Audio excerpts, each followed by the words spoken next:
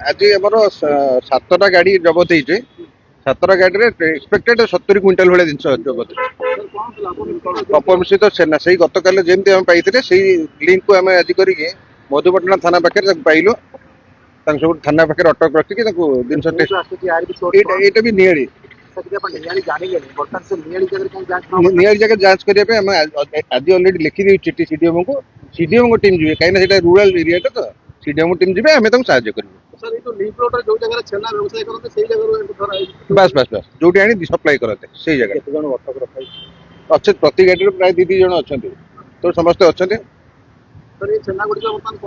आम डिस्पोज कर बर्तमान जिन कौन जो पर्यटन लैबोरेटरी टेस्ट हो आम से पर्यटन एफआईआर भी करें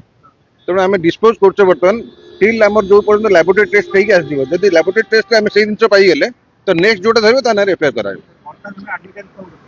बर्तमान एविडेंस आम पाखे रहा जो सैंपल गुड़ा नहीं गलु सैंपल टेस्टिंग कल सका पठेदेव लैब को से मैंने एडमिट कर मिसौचु मैदा मिसौचु एडमिट निजे कर मैदा पारस पाउडर भी गोटे कहते पारस पाउडर मिल्क पाउडर गोटे से तो कम अमाउंट मैदा मैक्सिमम जिन मैदा मैदा भी कहते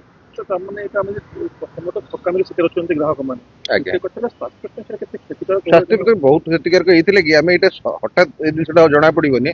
जेहेतु मैदाटा एत देह प्रति भल नुहे यहाँ तंतु जातीय खाद्य नुहे पेट आम खाद्य नली तंतु जातीय खाद्य खाए